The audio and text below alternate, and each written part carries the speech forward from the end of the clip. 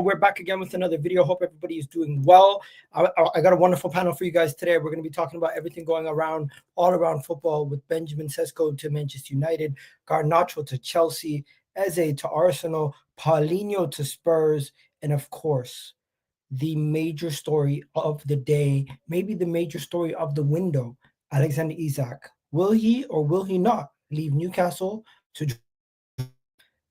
We are going to talk about all this today, plus more. Please do hit that like button. Please do hit that subscribe button. Let's get this show started right now the right way. And of course, we got to talk about Arsenal to begin. As the rest of the panelists join in, we will discuss Arsenal to begin the show. Shout out to everybody watching from Twitter and everybody watching on YouTube. Let's get this show started the right way. First, Eberechi Eze. Reports are that Arsenal are expecting an offer to sign Eberechi Eze very, very soon. Reports have been that Eberechi Eze's release clause expires tonight. What that means for us, we will find out. We will see what happens. At this moment in time, we don't know exactly when the bid is going to go in, what's going to happen, but we do know that something's going to happen very, very soon.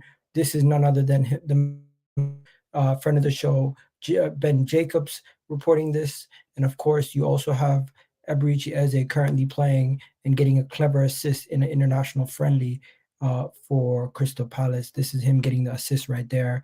Boom, Mateta scores. So Eze doing his Eze things. You also expect Eze wants a move to Arsenal. The club are impressed by him.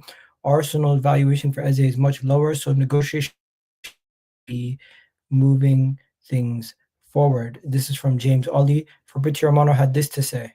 24 hours, the release clause of Eberechi Eze will expire. So basically, Arsenal from today on can't go pay the clause and get the player. It will take a negotiation with Crystal Palace. According to my sources, this negotiation, club to club, has not started yet. In the last 2 days, someone said the negotiation started. I'm told that the negotiation club to club, but sources at Crystal Palace expect Arsenal to arrive for Eberechi Eze. Why?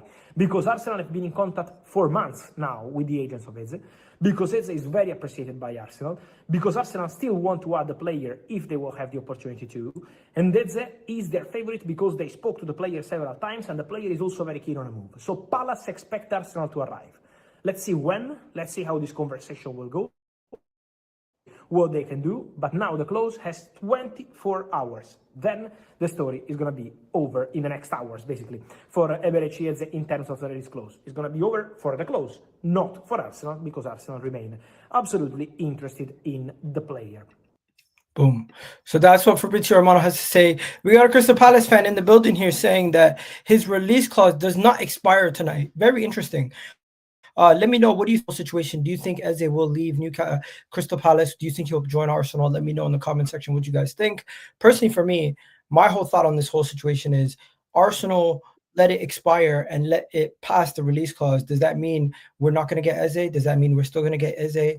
In my opinion, I think we still will go for Eze after the release clause. Also, big up, we're already live, Rack, in case you're wondering. Shout out for tours to you. I'll try not to swear. Look at that, Club World Cup. You got Liverpool fans already in the building saying free Isak. We're going to talk about Isak in the building in a second. Let's continue. Let's continue. With the Eberechi Eze stuff. I thought that was Fabrizio joining us then. That looked like Fabrizio. Yeah, Fabrizio is basically there right now. The next part is, of course, Crystal Palace. Crystal Palace's release clause is expected to expire tonight. So, Rack, what do you think is going to happen with their release clause expected to expire tonight? Do you think Arsenal will still be able to get the deal done? Because reports are Arsenal are just going to continue to negotiate the price after the release clause expires. I've spoken to some people saying that after the release clause expires, expect the price to go up. And I've heard some people say at the end of the day, the release clause is one thing, but if the player really wants to go and Palace want to sell, Arsenal and Crystal Palace will meet somewhere in the middle and eventually get this resolved. Well, I mean, look, one thing that happens when the release clause is no longer in effect is you lose control, right? So Arsenal, previously, you had the price. You knew if you met the price and the terms and all that kind of stuff, then you had control. Now, Palace have the control. The question is how How strong do they want to be? It's a little bit like Liverpool Newcastle situation. Is they gonna jockey for a move, or is he willing to burn bridges and all that kind of stuff? Who knows? Palace fan here. He's saying Eze's £68 million release clause. Big up Vader. I think you were waiting for our intro. My apologies. No, all good. We got at Crystal Palace. No more walk-ons these days, Vader. When was the last time you did a walk-on? It's been a while. He says the release clause expires on the 15th of August. The release clause remains active until that date when the Premier League season begins.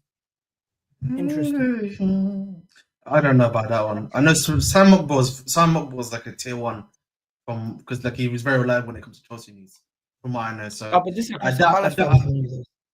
he can say it, bro. But like the person that's reported that like is a very legit journalist in terms of like needs and stuff. So either way, it doesn't matter, bro. I think for me, I think probably I think the reason why it may have changed maybe because, for example, might have different times, different days. See, this is a contract thing, man. Contracts sometimes, bro, they don't necessarily have to repeat the same thing again and again. It's always subject to change. That's probably one thing I would say. But in regards to Eze, bro, if you're gonna get him, you're gonna get him. That's what it is, man. I think with transfers, bro, it's just about is it gonna happen or not? What's the fee? We have to see what happens in it. Again, with your Gyoka's links and everything like that, it all came out right when it was meant to happen. So,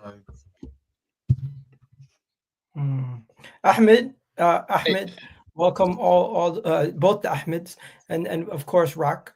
In case you guys are wondering what we're talking about Arsenal and Eberechi Eze. Arsenal want Eberechi Eze. He reportedly has a release clause. Crystal Palace fan here saying the release clause is still valid until the first day of the season. Do you guys think Arsenal what do you think they're doing? Because this whole negotiation part, I can tell you right now, Arsenal don't need to sell to buy, but it would be preferred if they could get some players out the door just to free up wages. So they're not paying a bunch of players still until the end of the window. Well, I mean, where do I start? Arsenal. Do we really think that Arsenal are trying to save 150 grand a week for the next 2 weeks, and that's going to be the make or break in the deal? We've done it before. We might do it again. Bro, honestly, I know fans say that. Honestly, I think that's crazy. Did you not see when Kieran Tierney? We waited until the final, we did not sign him until the day before preseason. Yeah, but honestly, I think that's crazy. I think those were different times as well, right? Like if you guys are looking to keep pace. We just lost one Ahmed when the other Ahmed came. The stream chat is a bit one in, one out. One in, one out. Yeah, StreamYard's acting up today. And we got one more. Big enough for 2 hours. Bro, what's going on, bro? With StreamYard, what is going on? And we got Jay. Guys, so 2 questions. One, what do you think is going on with Arsenal on the release clause in Crystal Palace? And number 2, do you think Eze as a left winger is a bad idea? Because some people are saying it might not be the best. It might not be the best idea to play him in the left wing position. Where's the chat? Where's the yeah, it's working now. It's back now. It's back now. I need the people. But God. No, like I think listen, I've said this before. The people, Mr. J. I've said this before to you, Gal. I think listen, when you're buying certain types of players, bro, for the certain fees you're paying them for, you have to play them in their best position, bro. So I don't know if you're playing Eze, left wing is going to be maximizing the potential that you want to be getting out of someone like it, bro. Yeah, but Ahmed, bro, you got to understand, Arteta and misprofiling plays ain't something that's not new, bro. This is common knowledge. Water is wet. This guy, listen. Less than 10 minutes into the stream. Listen, able to dig straight away. No, but listen, bro. I don't understand how you can misprofile so many players. Yeah, it's actually a common theme. They did it with Declan Rice. They're doing it with Eze. Listen, I love Eze, innit? I think he's a very good footballer, and I rate him. I'll take him at United any day of the week. If you're going to play him on the left, you're wasting him. Yeah, he operates at best when he plays centrally. Now, I'm not saying he's useless. Obviously, even if he plays out of position, anyone's better than Martinelli. He's a lost cause. Let's be honest. He's a lost cause. He's not that good, and he's useless. But if you're going to pay a guy almost 70 mil, I think his release clause is 68 mil, and you're just going to dash him to the wing when that's not even his favoured position, they're kind of wasting him. And Hey, yeah, bro. I guess we don't have to worry about that. I guess we'll never know. Well- Arsenal see Eberechi Eze as a 10, not a left winger. So That's what I'm saying, yeah. Because if you're gonna pay well over 60 million for this guy, bro, you gotta play him in his natural position, which is So in that role. That's all. So I just want to add, because obviously, like I was like, so I think that right now it's preseason, right? So the thing about preseason is my takes are like preseason. So I don't want to be held. I don't want to be held to any takes that I make right now until the season begins. Because these are preseason takes, and I was talking very complimentary about Arsenal the other day. Obviously, prior to playing them, I noticed you haven't mentioned that. I know it's just a friendly. We're gonna talk about that. Don't worry. Okay, cool, beautiful. Arsenal, Eze would be a big get for Arsenal. Sometimes you just need to get good players and worry about how they work it out. But good players will work it out. And I think from watching Arsenal against Spurs and stuff like that, you don't want to make knee-jerk things, but that level of creativity, whether he plays off the left, whether he plays on the 10, like I think Arsenal could do with it, but I don't know. I think Arsenal can do the deal, but I'm just Arteta. I'm not sure Arteta looks at Eze like an essential player, or a player, if he gets him, is going to be a regular, like go straight into the first 11. Do you know what I mean? I think he's good enough to make Odegaard shake it, and also to have us continue to have him or Odegaard in the team, or have different options throughout the season. I wouldn't be surprised if we seen him play more often as a left winger, as an 8, as a 10, all over the pitch. Another Swiss Army knife. But hey, he could solidify himself as one of our choices in the midfield consistently. Why are you shocked? Why are you laughing?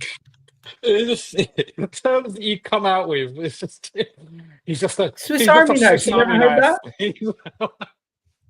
You never heard that? I don't know. Before? I've heard it. It's just, listen. I mean, you've heard it before, man. But you were telling me about pound for pound. In all my years of watching football, have I referred to any Liverpool players as Swiss Army knife? I don't know. Maybe it's just not even James Milner.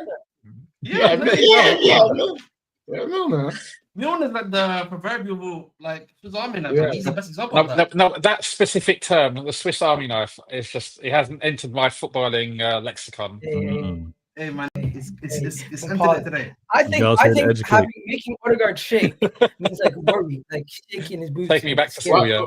No, listen, Gal, the thing you have to understand is club captains don't tend to shake. Do you know what I mean? He's the club captain. You're I've out seen here a lot like of club captains sit on the bench at Arsenal. I mean, if Mertesacker was a club captain, he sat on the bench. Yeah, but Mertesacker was like 40. That's the thing. He was like 40 though, isn't it? So like, it's not really. I mean, and he can't run, so it's not really a great example though. Like, do you get it? Listen, if there was ever a good example of like where Odegaard should have worried, it was Ranieri. So like Ranieri should have realistically been playing in that position. The manager should have actually used him as a good example of like great competition there. Now, listen, Ranieri had these issues last season. But there was still times in the season where he could have played. That obviously the manager didn't want to play him. And that's fair enough. But listen, if Eze's coming to play, you have to find a space for him, in my personal opinion. Right? Yeah, but shout out to the people watching. We got over 300 people watching on YouTube right now, over 400 on Twitter. Shout out to all you guys. Show them love here. We got Rack in the building. We got Vader in the building. And Vader, you haven't really giving us your take on this. Think about Eze. It wasn't too long ago. He was linked to your club a year ago, I think. Yeah. Well, I mean, when you have dominant speakers, right? Like Ahmed, Jay, and Rax, I like to fall back, let those guys get their points. Arsenal taking their time with it makes a lot of sense, right? Like, are you in a rush? Do you have to? Only if you're looking at what Liverpool are doing and being like, we have to keep pace. But realistically, we haven't seen rumors with Eze going anywhere else, right? So for him to go to Arsenal, you guys taking your time, even getting a player, getting him in, then getting your outs makes a lot of sense. You guys don't have to sell to buy. But I think it's best to continue to take your time and get this player, because if you were to secure him, he's easily 4 or 5 years at your club, and I think him and Saka would be a deadly combination. I don't want to see you guys get him. I'm gonna be honest with you, because he was rumored to come to City, and I thought he would have been great for us. But again, we have a wealth of attacking midfielders, and whether it would have been good for him career wise, I don't know, because Pep Roulette. But I'd hate for you guys to get him. I think it strengthens you. I think he might displace Odegaard, but that's not even something that Arteta would worry about. Arteta wants depth, right? And when some of the rivals want to talk about, well, you're not going to get the best out of him if you're playing him at left wing, well, that's going to be temporary. Arteta's going to be moving this player around because of his versatility. I see it often, right? Everyone wanted to crash it on Foden because where's Foden's set position?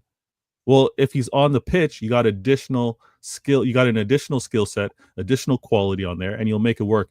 Eze, don't go to Arsenal. Yeah, but look who Foden's playing. Eze, don't go to Arsenal. Behave, bro. What are we doing?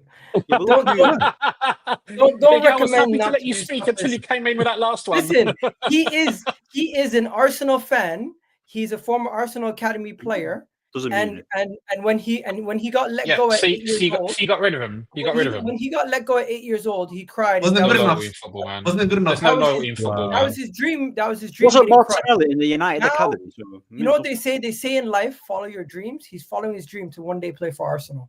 Nah, he's No, following you don't United. follow your dreams when that He person told Bayern Munich, when someone he stabbed told you in the back. Bayern Munich, Spurs, and Chelsea, Good, man. I want to go to Arsenal. But Igal, you're turning into what you criticize Chelsea for, a dopamine transfer fiend. Yeah. How many players have you bought this window so far, Igal? 6. Six, and you're Damn. fiending Look for at that smile. more. Look at that smile. I've never seen What, you get a smile so what much. happens to the man with the mask? You know what it is? There's a Game of Thrones. There's a Game of Thrones quote. Let me quote Game of A Thrones. week ago, it was Glock 14, and now it's like we need Eze. Like, isn't this what you are upset at other clubs for just buying? What happened to? Can we get a little coaching, There's a Hermano? quote. There's a Game of Thrones quote. Let me say it. There's a Game of Thrones quote from Littlefinger.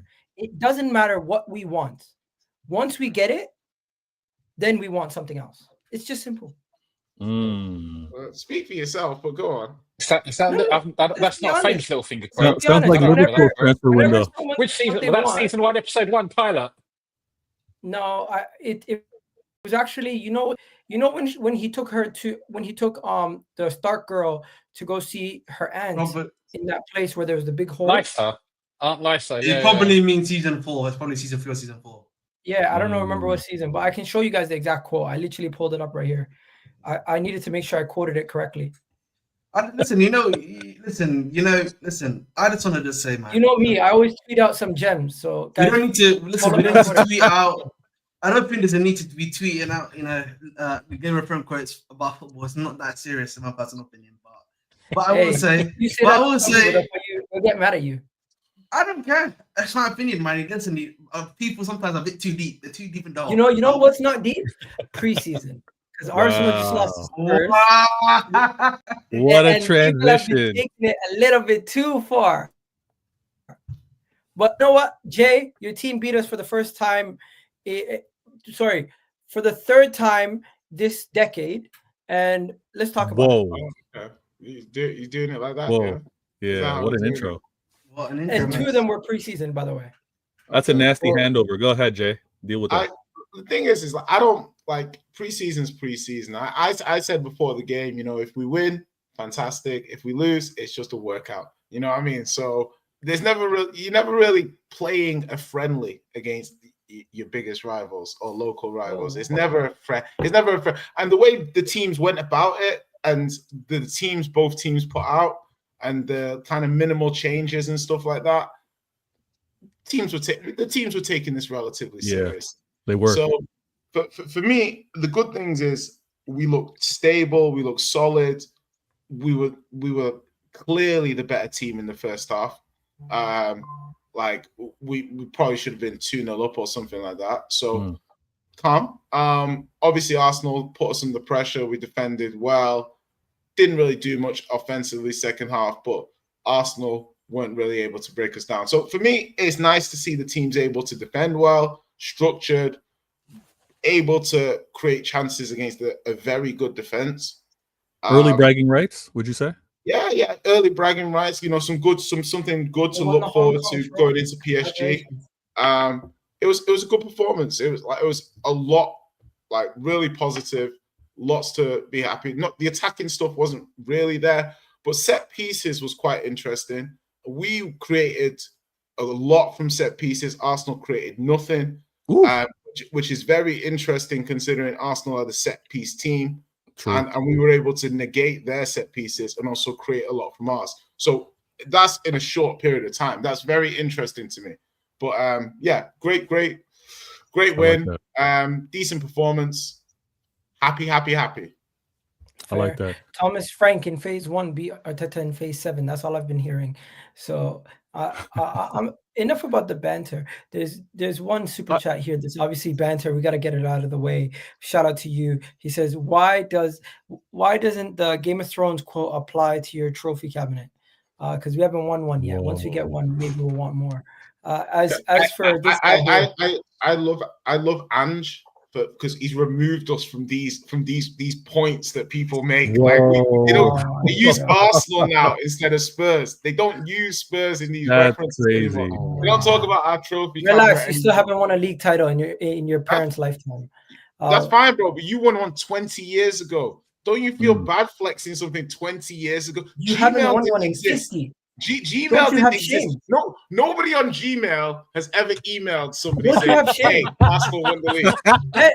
Don't you have shame? Big up AOL, man. Big up AOL, man. People used to send pigeons. People used to send carrier pigeons when you won a trophy.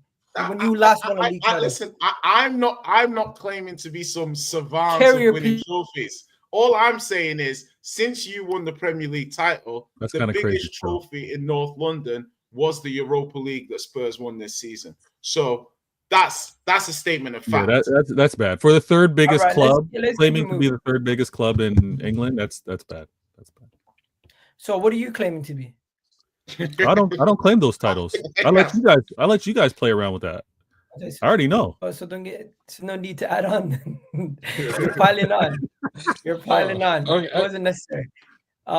Milner saying, wasn't there what? Milner was there to shame the lads in preseason. Was Milner with the guys for Liverpool preseason? No. No, but back in the day, him and Jordan Henderson. He was the professional. Fitness. He was the consummate. Milner's the consummate professional. When we used to do the lactate test, Jordan Henderson, don't do that. Yeah, but Milner was Mohammed, fitness machine. Mohammed, I see your super chat. We're gonna get to Liverpool and Newcastle and everything in a second. I just want to ask the boys about the preseason game. I seen Ahmed, you were making some banter posts about Gyökeres. By the way, do you know Gyökeres is the second fastest documented striker in the league?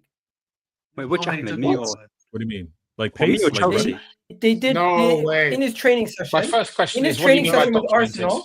In his training session with Arsenal, they spotted his time, and he had. You were holding the timer, weren't you, Igal? Igal was the one with the timer. I wasn't holding the timer. I'm telling you guys, Gyökeres is deceptively fast. You guys think because he looks big, bulky and slow. But Ahmed, I just want to make it clear. I see your TikTok. A lot of banter. Your TikTok. I see your TikTok bantering. Me? I'm innocent, bro. Innocent over even guilty. Great. Go on. Can't lie, man. I can't lie to you, man. He was getting cooked, man. I was on the same, bro. He was getting cooked in Twitter. He was pretty cocky. Bro, listen, he's got that full crook build. Yeah, I don't care what anyone's saying. Yeah. I know what you mean. He's got that full crook. Like that guy's he's a Victor Grocery. He's a big lad. He's a big lad. I know what you mean. That's what I'm saying. Hey, you know what he is? I'm gonna give you. I need to think of someone. Yeah, he's basically if you had Lukaku, but you didn't have like Lukaku's like on the counter acceleration. That's what he's like right now. Obviously, that's what he's like right now, in my personal opinion. He just needs to slim down a little bit. He probably slim down, obviously, because he's a bit out of shape. Bro, you know what it said on Google, and I've said this before. I don't often Google men's weight, but when I do, it's Gyökeres. And I was out here Googling Gyökeres' weight, and it said 94 kg. Do you know what That's 94 That's a kg big boy, man. In the That's Premier heavy. League, man. Hey, That's you know, a big you know, boy, oh, man. you know, Google Wait, sometimes listen, lies. Especially You know, for a I see- footballer. I seen- I went and Googled. I said Rooney at his peak 83 kg. This man is 11 kg heavier than Rooney. How At about when 83. he broke by his feet? Because like usually that's the sort of archetype guy that is, right? I need to know what he was. Now Yeah, check yeah, one second. Lukaku's as well, because Lukaku, I think in our second season Thank turned you, fat in Mr. it. Lego. That's rough. No, that's crazy. Because I was saying this months ago. I was like, this One guy's a second. big By guy. the way, that is not accurate. Yes, it says 94, but he's actually 86 kg. Who says? So allegedly, Transfer mark. Drogba's peak weight was 91 kg. So he was the Okay. but so listen. Yeah, but it's Africa, Yeah, but look at the innit? strikers. It's African tax. It's African tax. It's African tax. But look at the strikers we're talking about, by the way. Rooney, Drogba, bro. Those are some elites, bro. You get me? Those are some Yeah. elite players. No, but he's 1 second. But he's actually 86 kg. I don't know where this 94 image came from, and that's all Listen. over Google. but it's It not was like, accurate. I don't know where this Google verified weight came from. Bro, it's not verified. It's literally a picture. It's Yeah. a picture from Getty's. Yeah, but Igal, your stat, this number that you've come up with, it's by a Twitter account called Gradient Sports. Where is the verification for them? No, it's Who not knows from where- a Twitter account. It's from Transfer Right. Mark. Right, okay. No, about your speed, your top speed thingy bob that you tweeted out. Yeah, It's yeah, by a Twitter account called Gradient Sports. Do we know how Where's- they where's get their this- data? where's- Is that where's this verified in wording, any way, though? shape, or form? What is their source? So you want the little Sauce, like bro. the Bloody black God, bars. You want the black bars. you look with the- stressed about Gyökeres' the- weight. like- You look stressed. 1 second.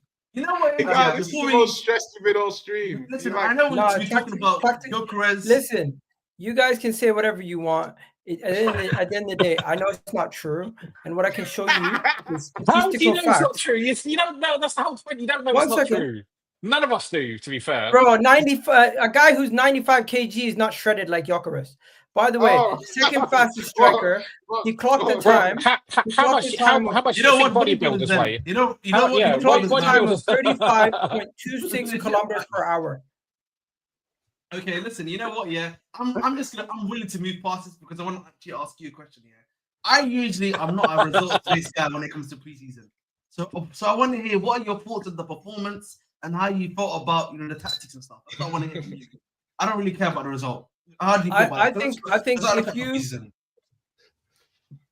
besides the fact that Tottenham scored a sloppy goal that we conceded from the halfway mark, the attacking side of the game, we did not necessarily have too many opportunities on our end where we were able to score, and that's concerning. You should definitely see a little bit more in these kind of games. But at the same time, I'm looking at the whole preseason as a total, and I'm saying to myself, this game is not a landscape of what we've done this whole preseason. Preseason, Newcastle with Zubimendi out there, we've seen a lot better patterns of play. I thought the midfield in that game versus Spurs was relatively quiet.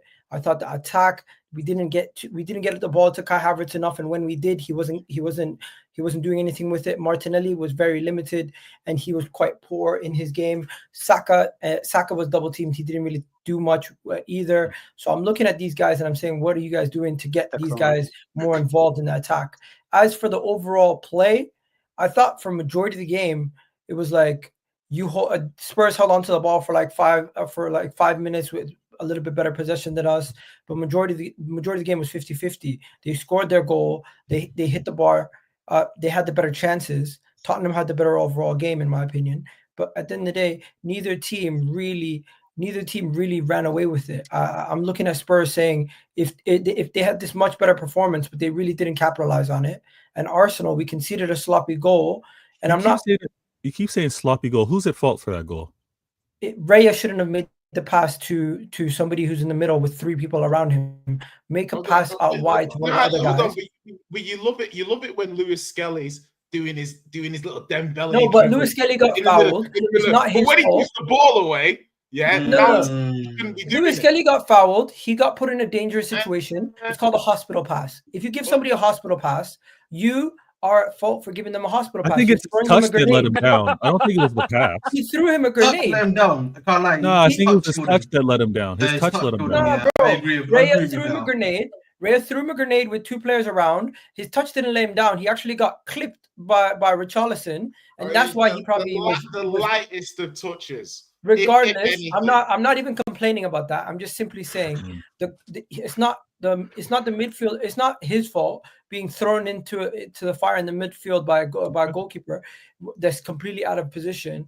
I'm looking at Raya, number one. I'm looking at Arteta for having him so far out in the first place, giving him instructions that he can do whatever the hell he wants. Keep him closer to goal.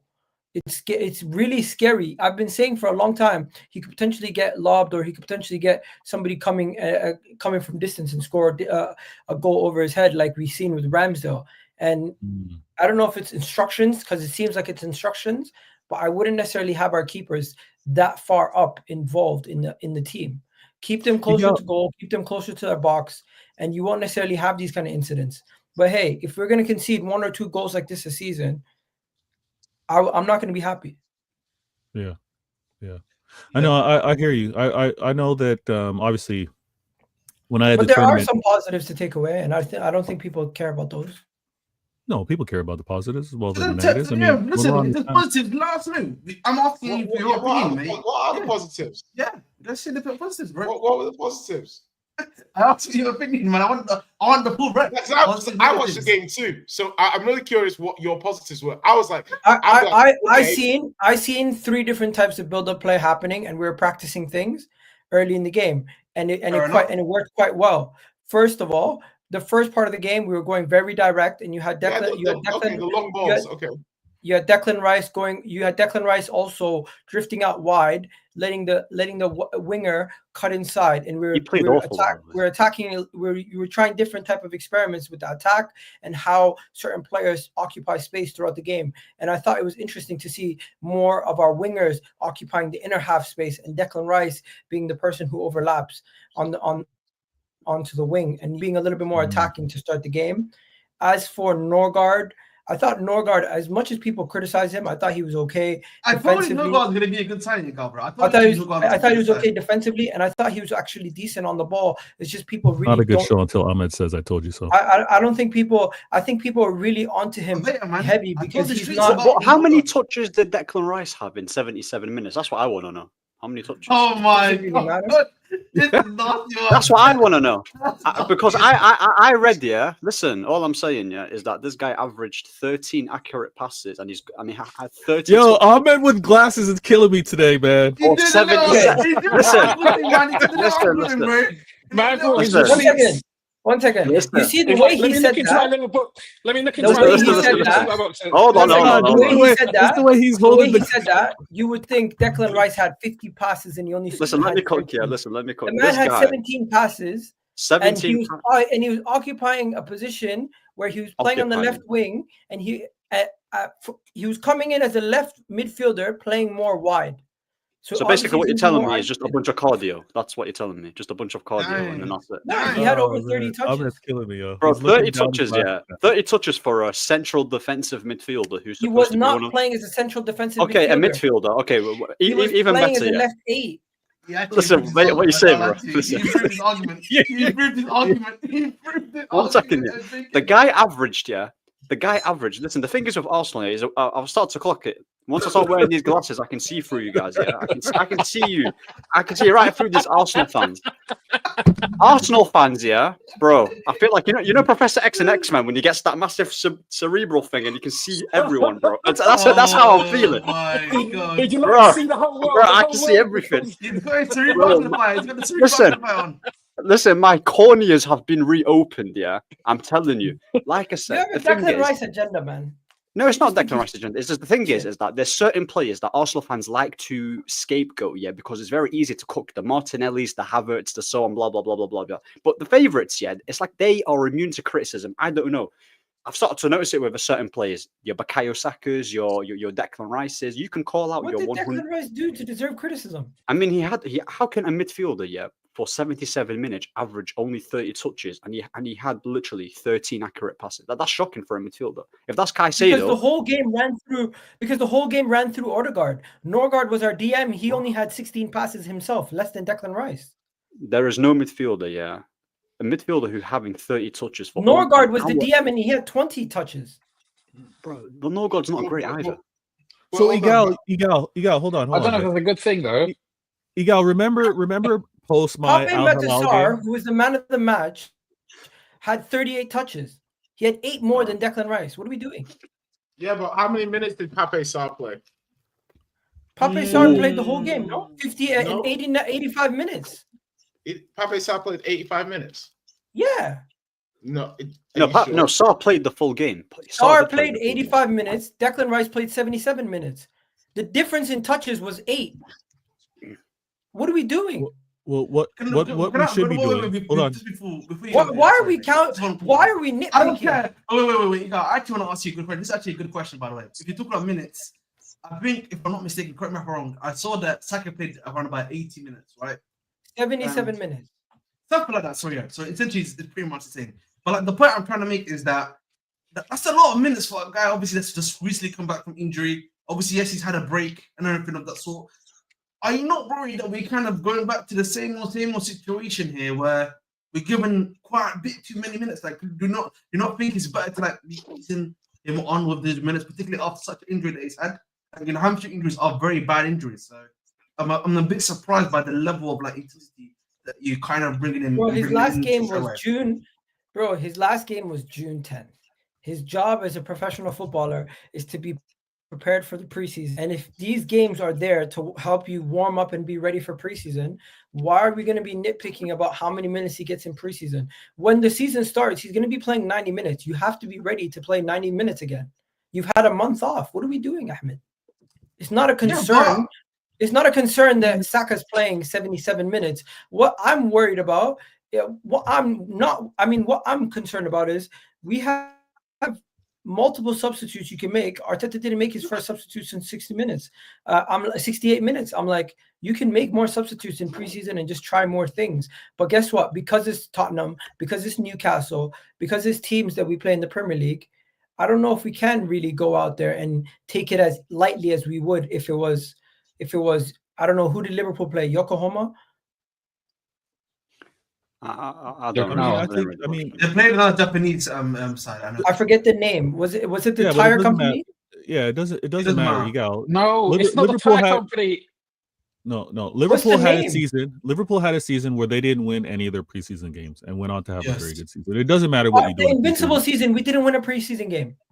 There you go.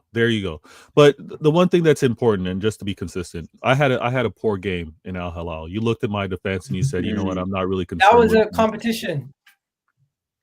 That was a competition. What? That wasn't preseason. That was a real like. Well, I keep telling you, my manager make sure you note that. So if Igal now downplays that competition in the future, he used it as a real competition in this context, just to belittle you. Do you see what I mean? No, Yeah, I didn't. I've used it as that to also big up Chelsea. Fair enough. The thing is, I'm not going to remember this 4 years from now if Arsenal have the chance to play in the tournament. I don't even know what we'll talk about it. But If you're still around, yeah. oh, God willing, we're all still around. Of course, God willing. I meant Newcastle getting. I meant Man City getting relegated, but not like that. Whoa, Man City getting relegated. Wow. Well, that escalated. What penal? No, All because right. I think it's a little bit worse to say God willing. I didn't mean it in that way. Well, I didn't think you were talking about my club getting relegated, but here we are. No, but if you look at these preseason games, my blue brother bringing up 115. I'm just trying to tell. Sorry, I have to have a little bit of fun there. That's all Hey, good. we're just trying to You find can't out help what's going yourself. on with that. You can't help yourself. Listen, Board of directors at Man City keep getting sacked. Who knows? who's getting sacked at Man City? Oh, what's this? I didn't know. The taxi guy. Taxi guy. Tiki, he's retired. Tiki retired, bro. 13 years. 13 Tiki years, retired. man. No, it's a happy farewell. Thank you for all you've done. No Who one's was getting that? sacked. Tiki, the Barca guy, like who was up? Yeah. Yeah. Anyways, I'm chatting shit, as you can tell. Yeah, I'm you're just trying to you're be wilding. smooth. Can we have him, bro? Listen, I'll take him at United. Anyways, before we go any further, Vader, do you have anything to say about Man City? Are you kind of worried? Ahmed, you too. Aren't you guys kind of worried that your preseason is going to be very minuscule compared to other teams? I'll let Vader go. Let my brother. Appreciate it. Listen, this keeps getting overlooked. And yes, Ahmed and Chelsea, they won the Club World Cup, but trust me, both managers, probably more so my manager, was treating that as a tournament and a preseason. That's where he was getting in some rotation. That's when he was trying to figure out what to maybe do things differently. I'm not too concerned about it because honestly, I think we have enough veterans to really make it work. I think we definitely have a manager that knows this league as well as the other competitions that need to be managed going through it. So if we happen to play one more friendly / non-friendly before the season kicks in, I'm calm with it. I don't want any injuries, and that was my biggest concern with the Club World Cup. Are City back from? Have we started preseason already or not? No, we haven't. Okay. No, we're in training. We're back. We came back in training this past week. They got a game against Palermo or whatever. Yeah, it's soft.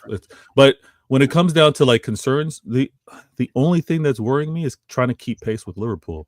That's really what is my concern. And to keep pace with Liverpool is from a signing standpoint because my weakest point is at right back. Yes, my club made it work last season, but not if we're serious about winning all trophies. Say it again. Are you going to bully Newcastle for Livermento? I'll leave that to Liverpool. To bully for Isak. We'll see whether they want to let Livermento go. It might be a free for all. Maybe many players are going to try to be leaving Newcastle if their star leaves. But I'm actually accepting that we don't get another signing. That's where I'm at. We're probably going to go. You guys are done, by the way, with transfers. Like this is it. I think so. I'm sorry. There's going to be exits. There's still going to be exits, right? I think there's going to be some exits. We still need to see James McAtee and because you lot spent in Jan as well. So like you lot still had like a pretty decent window. Like it's not like you got like some rubbish players. Like you got Nuri, who's like one of the best in this position. You got Cherky as well, and you got Rangers. Yeah. We addressed a lot of positions which we needed to, Ahmed, but Man City, his local rivals, than he does Arsenal. What do you mean? No, we beef all the time. Listen, me and Vita beef in it, bro. I literally live in Manchester, bro. Come on now. Listen. Yeah. Bro. We beef all the time. Man's got some new specs now. He's seeing things differently. But I'm telling you. the problem that I'm stressed with is just at right back. And we'll see whether we get another signing. But if it is the way it is right now, this is what we're taking to the fight to try to keep up with Chelsea, Arsenal, and Liverpool. Hey, it's going to be interesting to see what Vader predicts once the season starts. Ahmed, what about you? What are you saying about Chelsea? Listen, man. Proper Chelsea, Listen, I'm looking forward, honestly, to next week Friday. I'm hoping to get a ticket to watch pre-season and then obviously the first game of the season. I'm looking forward to that. There's a lot of players you brought in. I think one of the big pluses, from a Chelsea perspective, is you've brought in a lot of players. They need, there's a lot of hunger there. There's a lot of desire there. I'm already seeing my boy. Are you ready to sing the chant, by the way? Are you ready to sing the chant? Viva Garnacho, running down the wing. Come on, bro. You're going to love that. Listen, we got Garnacho. I see a lot of Chelsea fans are very pissed about that. I'm actually of a different view, so I'm going to speak about that later. But you know everything that comes into Chelsea. But listen, I've always said this before. I look forward to preseason. I look forward to the Bayer Leverkusen. We're going to smash Ten Hag. We're going to be. I think one of the things that I think is important is how you end the season. If you end the season really positively, the way we did, the team's only had a 3-week break right now. They've been playing just 3 weeks before. They're still gonna have that thing in their body, guys. You know what I mean? It's not gonna be like, oh, they're all finished. Like I'm seeing already some of the players already back in training with their personal coaches or whatever already on Instagram. You can see it already. The guys are gonna be locked, loaded, and ready. So I'm looking forward to the season. So title challenge. I'm looking forward to winning the FA Cup. No, you can't sit on the fence on that one. Come on now. You can't sit on the fence. You have to. You had me. Title charge. You must title charge. That's your Chelsea Football Club. A Champions League, a Carabao Cup, FA Cup this season. I think title challenge. Bro, look at top 4 race. Oh my god. Top 4. I think we're going to be like my 3rd or 4th this year. I want consistency this year. In my personal opinion, I want consistency this year. 3rd place would be a really good one for me. Then next year, I should be winning the title. All right. Jay, let's bring it back to your team quickly. Paulinho to Spurs. What's going on? Good signing. Yeah, I'll take it. I was looking at our window and said, like, if we bought the same players in 2023, I'll be like title charge. It's like so it's kudos Paulinho's a good player. I think tacticos want to like ruin his rep, like, oh, he's not a progressive passer and this and that. I'm like, listen, like we saw if you watch that game, I saw Sar's impressing me this preseason. He looks like he knows what he wants to do. And I think Paulinho, bringing somebody in who's going to win duels, make us difficult to score against, make the team more difficult to break down. So you got Paulinho, you got Kudus. They're probably both going to start. So you've got 2 new starters into last year's 11. So we've improved the first 11 a bit under the radar because we've not done it as loudly as other teams. So, yeah, I'm really happy with it. I hope that we can maybe get another 1 or 2 players. I'm interested to see what happens with Son. I think we'll bring in another attacker. I think we might get a left back, but I like Spence at left back. So, yeah, no, it's a really good, like, it's not a sexy signing, but Kudus is the sexy signing. He looks like, I'm sure you saw, yeah, like he looked good, so. That's going to unlock a different style of Spurs, and you've got like players like Kulusevski and Maddison to come back, who should help with the creative side. So, yeah, Paulinho, I think is a smart pickup. We're just paying for the loan, so it's just wages really. I think he's on 200 a week, so basically it's 10 million for the year, all in. Can't complain. If he has a great season, we'll pick him up. Yeah, it's like I just think it's a really solid. We clearly want to get a level of Premier League proven experience in the squad. Like we went for Gibbs White, we've got Paulinho, we've got Kudus. So it seems like that's what we're going for. Like, so these players should be able to make immediate impact. So yeah, happy. I think it's a good signing. Honestly, that improves your midfield, man. We actually spoke to Bayern, but they wanted 26 million. So it's quite good that they gave you a loan because now you get to test it out, and if it doesn't work, because now you get to test it out. If it doesn't work out, they weren't able to mug. They weren't able to mug Spurs. So no, yeah, fair play to them. They got a loan, and now they get to test it out. And if it doesn't work out, they don't have to buy him, right? Jay? Yeah, definitely. Right before you buy it. Exactly. Look, I think his first game will be against Bayern. But we've got Peter saying Newcastle wants my boy Disasi, man. I'm looking forward to that one, man. Newcastle are not serious, but like get him into that. Like, but I'm saying, look, you'll see Paulinho's quality when we play PSG. Get him in that team, kicking those nimble attackers. Are you mad? Let's get to the final thing that we need to discuss today. Actually, before we get to Isak, Ahmed, quickly, little synopsis on Sesko. How are you feeling about Sesko? He rejected Newcastle to come to Big Mighty United. Yeah, I don't want him anywhere near my club. I'll be so honest. I'm not really a fan of his like that. I'm not really. I'm being. Who do you want? Listen. I'll be so honest. Yeah, I always wanted Mateta, and I would have taken Wissa at my club. I'm not really a fan of Watkins. Not a fan of Watkins like that, and I'm not a fan of Sesko. The thing is with me, yeah, is that if we're going to get a striker, we have to get someone who's proven. Spending 65 mil on a guy who's only scored 13 goals in a league where strikers are supposed to eat for breakfast, lunch, and dinner. Yeah, all inclusive. They're supposed to be eating at least 20 plus. So he's a risk. I'm tired of these 23-year-olds, 22 potential nonsense. Yeah, it's all PR.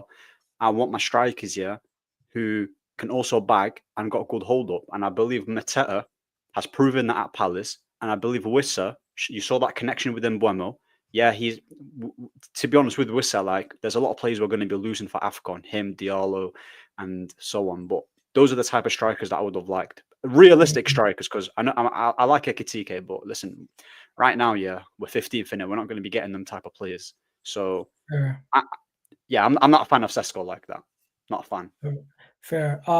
Hit that like button, guys. Hit that subscribe button. Let's continue the show. The only thing with I haven't seen as much as Sesko, so I can't comment from direct experience. It's all high jumps, by the way, on comps. That's why I don't watch comps. Like, yeah. And so what I I'll watched the say is video that of a him. lot He's of more of a people basketball who player. a lot of people seem to think that he seems to divide opinion. Some people say he's amazing or has amazing potential, and other people are saying that he's just shit. Hasn't got first He's a touch. really good And others- athlete. yeah. So I think we'll see. I think United. I want If footballers, he's- not athletes, though. That's the thing. Do you get me? But Like, I think if he was to come in, the fact that you've brought in Cunha and Mbeumo, that I think those two are good players. Yeah. And I mean, I think United for where they were, it seems like they've done good business so far. At least I in would that just say this on forward United. line. I think United need a more proven, like Manager. Premier League proven, coming in, already has some cachet than another project. Because think about it, Højlund's a project. But they've got Cunha on one side and they've got Mbeumo on the other. No, but Xerxes and Højlund have both been projects. It's not a good idea, in my opinion. Going they for haven't a been third surrounded. project. Who have they been surrounded with? Yeah, Who but have the they thing is, been Xerxes, surrounded with? But Man United don't Antony develop and players like players that. well. Huh? Man United haven't developed players well over the last couple of years. Yeah, that's What's true. the But point that's of why them they've got- bringing in another They've got player? Mbeumo and they've got Cunha playing next to him. Like I know. unless Ruben Amorim Maybe- his plan but- is like completely. But they still have I don't know, who Xerxes. knows? They Let's still have see. Højlund. yeah, Yeah, Højlund can bounce. maybe they're not but what the thing is, Amorim like, wants. I think Mateta is perfect for them. Yeah, I think that's who I've been wanting. Like he's the Mhm. one that I want. I think he's got the overall package. Cheaper Thing is, fee yeah, with also. Sesko.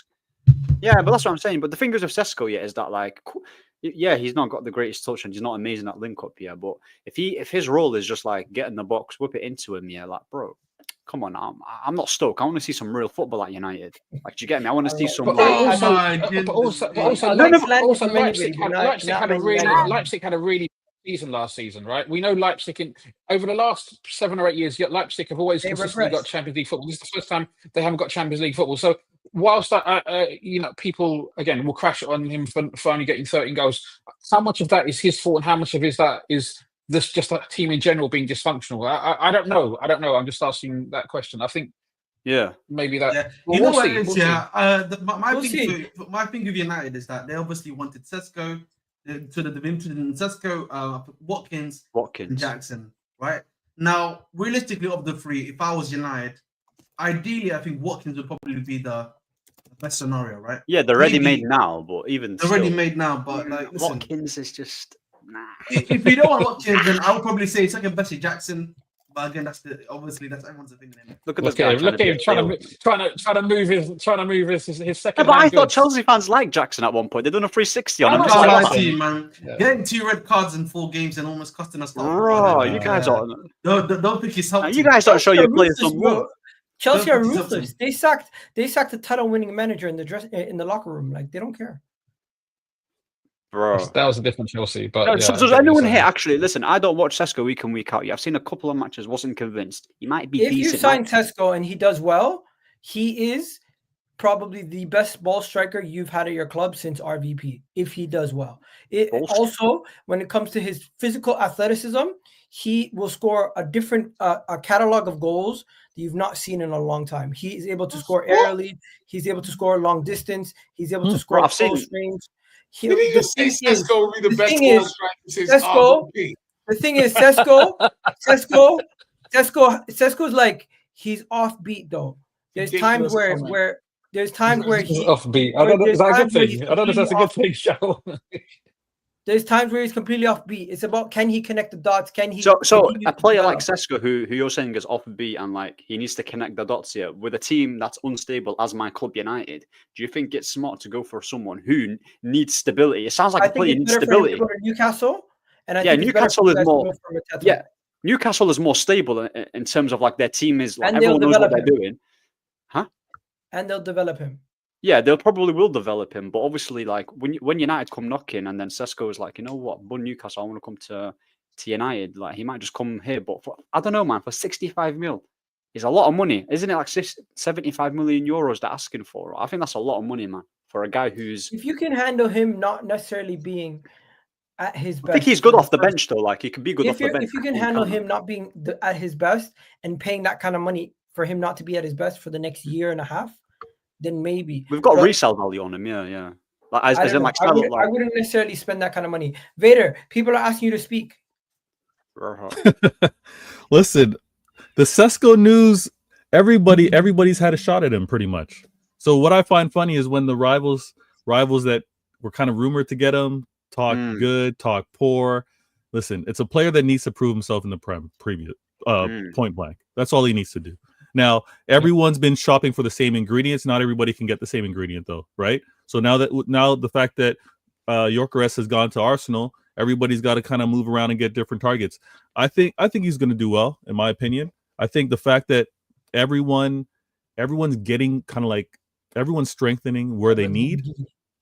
Everyone's strengthening where they need. So now it's kind of like a wait and see. And we know this. We're all gonna say, haha, you went the wrong route, you got the wrong player, blah blah blah. This fight's gonna be going crazy. AFT, Igal, you gotta hold this. But the fact that they were doing their madness, acquiring the striker and making all kind of videos, that was crazy. That's where we're at. We're all gonna have to flex the incomings that we end up getting, and the striker market. It is what it is. We're gonna be doing the whole. All I'm saying is, if Sesko, listen, even though I'm not a fan of his, I don't really rate it. If just don't make sure he don't bag more than Gyökeres, isn't it? That's all I'm saying. All right. Make You know what? Let's put Man United back in their place. Manchester United have acquired. Arvid, you see how Gal has to change the subject straight away there. You just change the subject straight away. Manchester United have inquired into Alexander Isak in recent days and were turned down. He only wants Liverpool. Then you have another thing here. Where is it? Here it is. Liverpool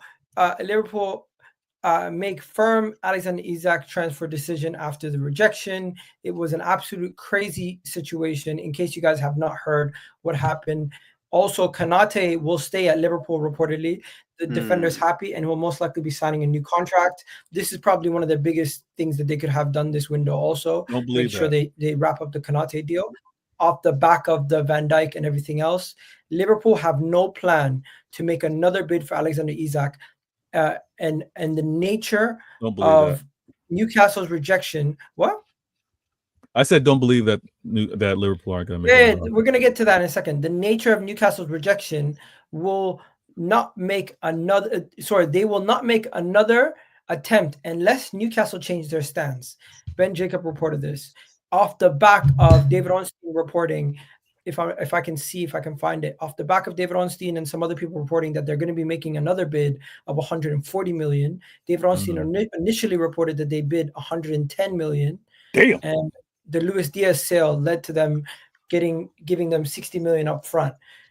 This whole situation, in my opinion, before I throw it over to Rack or anybody else, is very, very interesting. I don't think it's anywhere near done. We're going to talk about all of it right now. But there is somebody who super chatted at the beginning of the show. Shout out to Mohammed.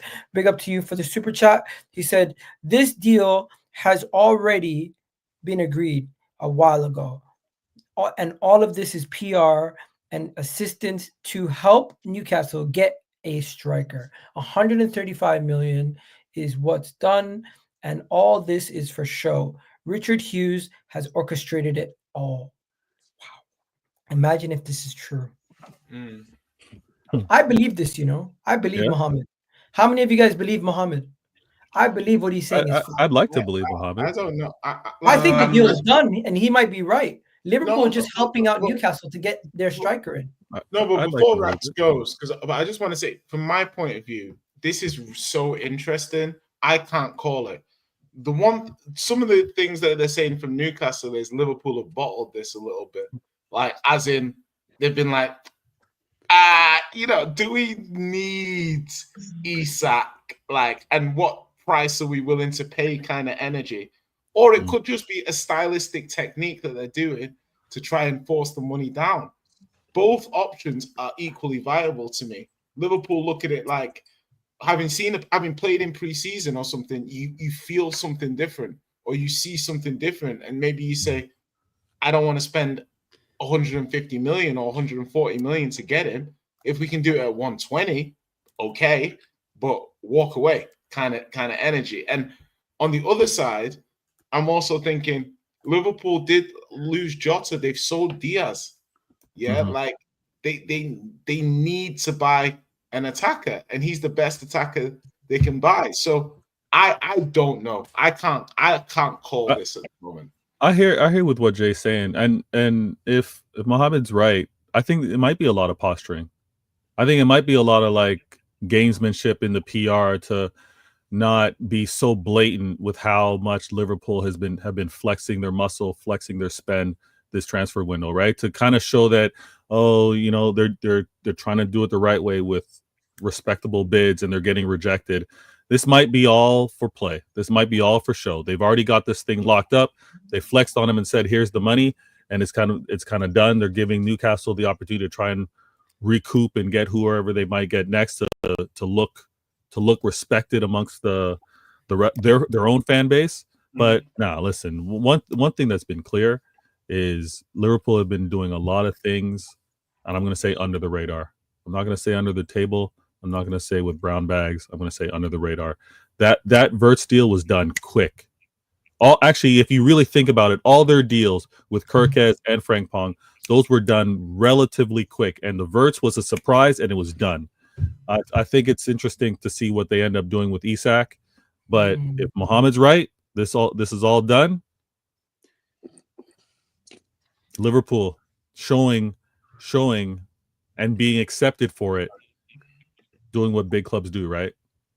But they're doing what big clubs do, and they're not being vilified they for it. invested that Coutinho money in Bitcoin. We know. This is what they're doing right now. You got to give them credit. You got to give them credit. Give them credit. Rack, take it away, man. I kind of like the way that we are negotiating this deal. I think when you put in your first bid and it gets rejected, what 99% of the time, what a lot of people will do is obviously coming straight with a second bid, right?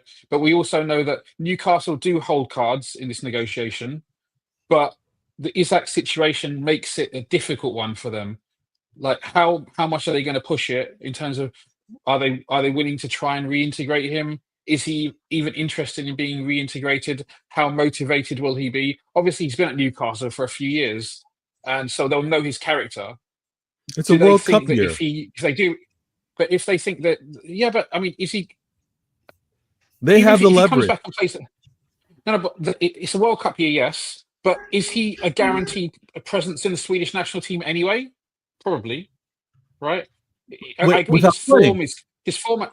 Well, I mean, he's not going to play no games. The question is, how good will he be? How motivated will he be? I think he's going to play in the World Cup for Sweden, or if Sweden qualified. Yeah. I don't even know if they qualified. So, yeah, they did. Yeah, but that's the leverage I'm talking about, Rax. But what I'm saying is, I like the fact that we've stood back and we've said, okay, that was our offer. I'm not saying I think we will increase our offer. But I think we want Newcastle to come to us a little bit now, and let's see whether that happens or not. What's a reasonable deal for you, Rax? Do you honestly believe Newcastle told Liverpool to F off? I think they did similar what we did with Diaz, in the sense that they gave us a strong no, which makes sense because they want their 150. The whole 150 million though. Does anyone remember the timeline around this? Because it was very weird. Like people were saying, "Oh, Isak's £100 million striker. He's £100 million striker," and then all of a sudden, in the last 3 months of the season, it suddenly jumped to 150 million. Right? Yeah. I'm not sure whether 150 million. It's funny because Newcastle fans seem very outraged that we've come in with a low ball bid of a British transfer record fee. Like, when has that ever been? No, because you guys informally agreed on 120. But that's not a low ball bid, Igal. How can you consider that? It's a low ball bid considered with the PR that's come out over the last 3 months of last season. Is that a realistic valuation? I've heard similar situation. People saying you've disrespected West Ham for offering 90 million when they wanted 100. This is just how it is. Yeah, when they were getting right. I understand. Sure, yeah. But the question is that people can say it's a disrespect, but is it actually disrespect? Is 120 million or 110 million a good starting offer? Look, I don't think Isak is worth 150 million. Their starting negotiations was at 100. I think 100 and 110 to 120 with 10 No, million no, add-ons Rax, or you're something looking at like it the that. wrong way. Rax, you're looking at it the wrong way. What Oh, is am I? what Oh, is Isak? please, Yeah, what please, is please Isak? enlighten me. What is Isak's worth, or what does he cost Newcastle for leaving?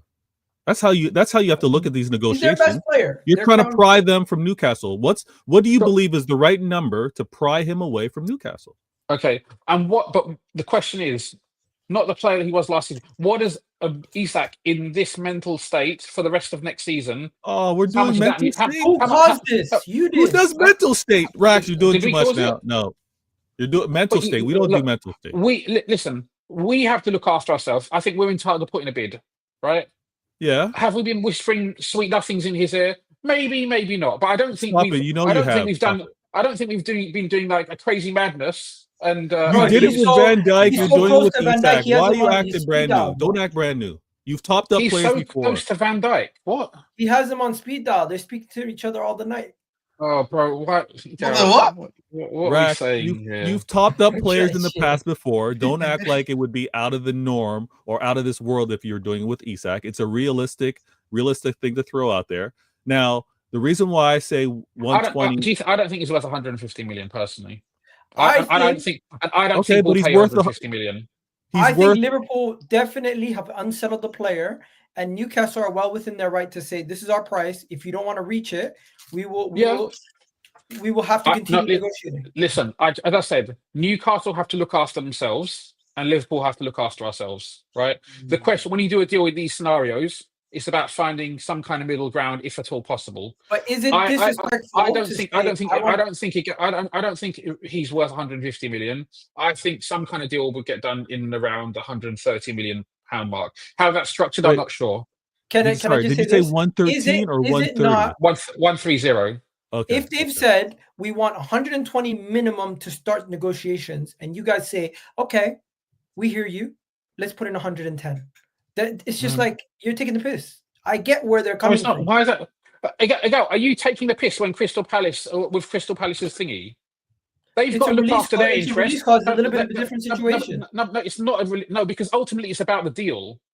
It's the release clause. Whether there's a release clause or not, it doesn't make a difference. You have to look after your own negotiations, and you have to pay what you're comfortable with. Otherwise, you end up in a scenario where you're wildly overpaying. Like we've all done it, right? We were called embarrassing for bidding 80 million for Declan Rice, which was 20 million below the valuation. We were That's called why we have to- embarrassing. That's We why were we called have to embarrassing for bidding 10 million below the valuation. Who called you embarrassing? Majority of journalists were calling Arsenal embarrassing. Journalists weren't calling you embarrassing. People on Twitter were. Value. So Professionals who work West for Ham weren't calling you embarrassing. And YouTube, Rax, and YouTube. Bro, Liverpool are well within their right to bid whatever they want, but I think Newcastle have an unsettled player. They're really frustrated. It caused a lot of problems in their dressing room. I And agree. at this moment in time, whatever money that they can get, they're going to try to get the most possible. But Liverpool do have to have a little bit of negotiating here. I do think the player is going to have. I think this whole deal is probably going to get wrapped up anywhere between 140 to 130 million. I don't think it's going to be the 50 million they want, but it's going to be well over the 20 million. It's going to be well over the 110 million you offered. I think your first offer is just to show how serious you guys are, and I think it's already gotten to a stage where we're hearing about second offers. It's going to happen. You just seen Nunez headed out the door. One minute you said we're in a position where we already started hearing about second offers, but then at the same time there's other reports coming out saying that we aren't going to make a second offer. I think unless Newcastle come to. Look, as I said, I don't know. Mohammed seems to have the inside track. I don't know how Mohammed. 110 is not all up front, by the way. What are people talking about? Forget about the whole all up front. Even if we haven't got the money all up front, we can take a loan. Most of these release clauses where you have to pay all up front. These clubs, they'll take a loan and then they'll pay that loan in installments. It's just like anything else, any other major financial transaction. Yeah. Don't worry about the all up front. Don't worry about the actual cash flow issues, because one way or the other, the club will be able to sort that out. But sorry, sometimes the upfront is kind of leveraged in terms of not including bonuses, right? 110, and then they'll talk about the add-ons or the bonuses after the fact. But the one thing I find really interesting is we know Liverpool got the money, right? There's no like the cat's out of the bag, right? There's no more that Liverpool don't have the cash. They're tight on the purse strings. It's clear. They've been bragging about it for weeks post-Verts. They can't now then say we don't. They can now then say we don't have the money. We haven't been moving well. Look at the things we've done. 1 second, Rax. I know this is going to trigger you. No. They can no longer go about our record revenue, how much we've sold. That is out of the bag. We know that they have. We have the money. We have the so money. now it's about now it's about getting how much are we willing to pay? Bro, Darwin Núñez is about to get sold to Saudi Arabia. Luis Diaz already left. Maybe. Let me hear from the guys in the bottom row, guys. Chiesa 15 million. Bottom row guys. Bring some money. I've been quiet on purpose for a reason. I just think, listen, what you said going to Liverpool, yes, I think he'll go to Liverpool. I think obviously right now, I think it's a bit of a game of where I think Liverpool probably want the player to push a bit more, in my personal opinion now. But that would be via obviously asking for a transfer request or stuff like that. So that really does kind of essentially push Newcastle's hands. He's already doing some of that work already by being brought to the that, not training the team and everything like that. So I think the final kind of nail in the coffin, in my personal opinion, is if you put in a transfer request, bro, I mean, at that point, he's really making a statement that I don't want to be here, bro. The thing is, Ahmed, the beauty of getting the Ekatike deal done means we're also not desperate now. We can start the season even. We can afford to sit tight to some extent. Wait, what? Start the season. Play Ekatike as our main centre forward. That's not true. Yeah. Wait. Hold on. Wait. I thought so. No, and rest in peace. I thought with the passing of Jota that you had a vacancy that you now need to match. What? So, Ekatike coming through. What position does he satisfy, or which player has he replaced? Which player does he replace? I mean, he's versatile enough, but he's going to be a Darwin replacement, or he can be a Jota replacement, or he can play from a Diaz replacement, perhaps. I mean, I don't know the ins and outs. Okay, of it, but that's fine. The fact of the matter is, hold on. But you talked about not being in a position of desperation or anything like that. But if the rumors are correct, with the exit of a Núñez, Diaz, and obviously, unfortunately, with the Jota, I'm hearing 3 players out, 1 player in. So. Isn't Isak of importance? Isn't there some desperation to really get him through? I don't think so, not at the moment. Because if we don't sign Isak, say worst case scenario, we don't sign Isak, I think we'll sign somebody else. Maybe not for a centre forward role. Maybe we bring in a left winger. Harvey Elliott also. Okay. Possibly. Okay. Possibly. Let's hear what Ahmed has to say. Ahmed, don't go nowhere. Where are you at? I'm pretty relaxed. Yo, sorry. You are very relaxed. It's annoying. What do you think is going to happen? Do you think Isak happens? I don't think Isak is going to happen. I think he leaves next season. I don't think no, because the thing is, my reason in thinking this is when Ahmed gives a strong point, he touches the spec. Listen. It's a habit already.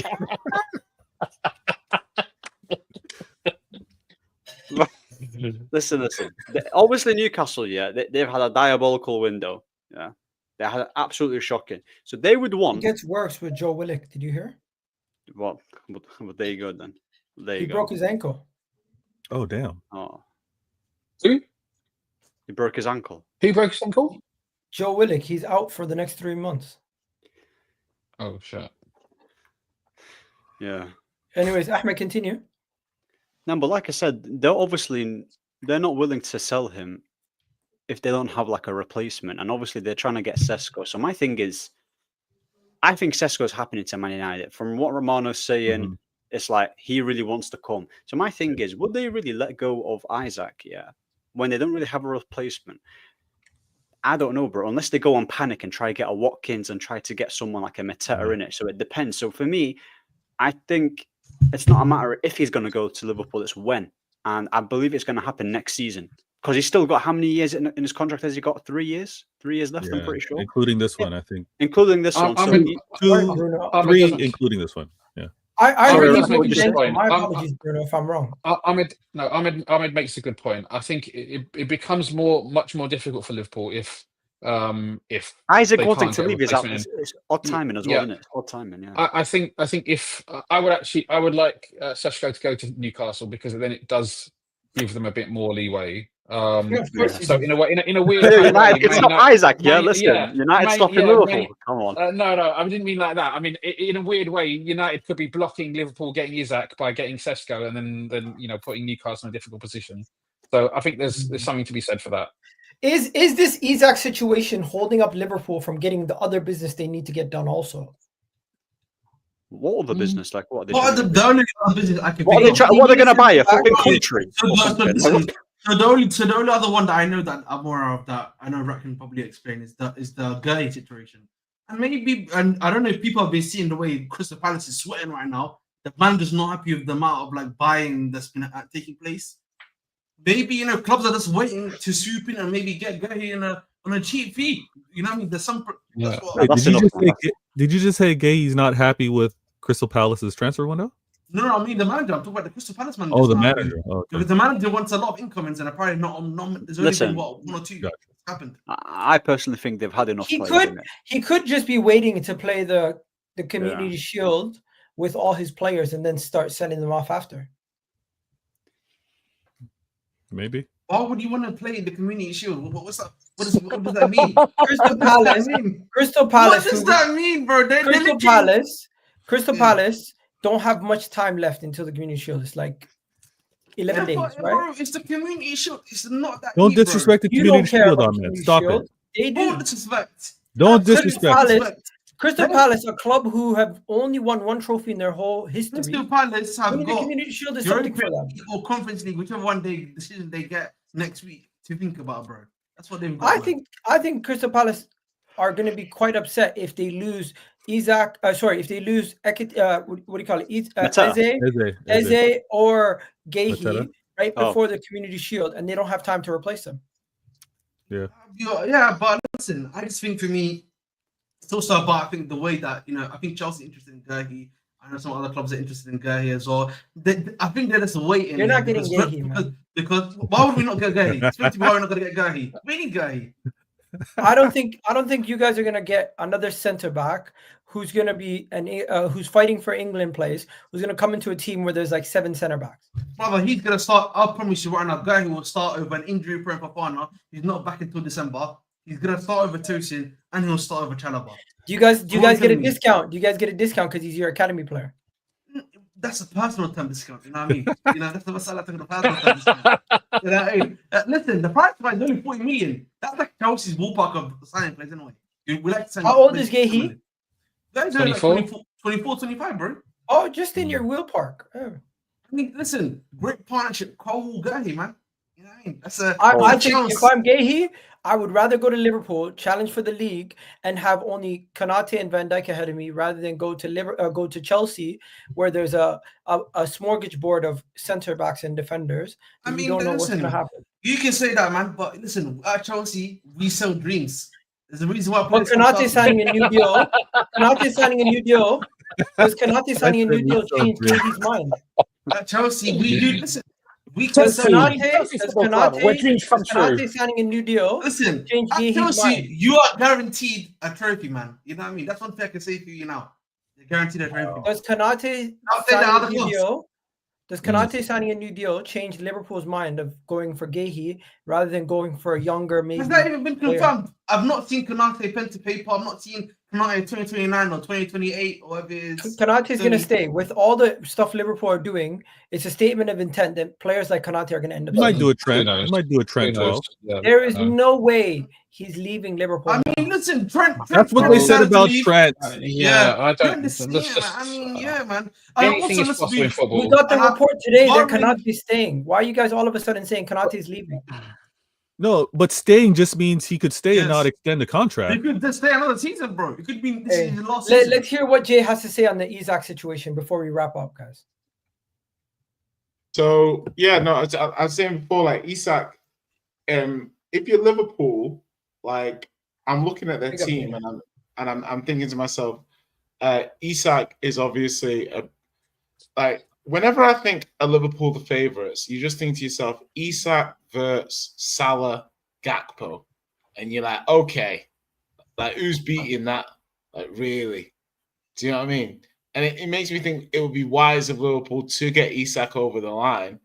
But I'm also like, it's not necessarily at no point. But I think Liverpool are playing poker here. Nunes goes, and they'll have lost Jota, Diaz, and Nunes in one It's a window. lot. It's a lot. They need to get someone like Isak to replace that. So I'm leaning towards they're gonna get him, even though it looks a bit, up and down, purely because if Nunes goes, that's a lot of goals and a lot of quality that's leaving the squad, and they have to replace it. And I'm not sure the options to replace players like Diaz. I'm like, if you want to get someone better, you have to get Isak. Otherwise, I'm not convinced the options to replace him are better than him. Do you know what I mean? So, yeah, I think Liverpool get Isak just purely on necessity. And let me read these super chats quickly. Big up to my brother here. He says Isak, Guehi, and Rodrigo will all be Liverpool players. Now that is one hell of an end to a window. If that happens, I will be shocked. I don't see Rodrigo being signed on top of Isak and get. You'll be sad. You will be.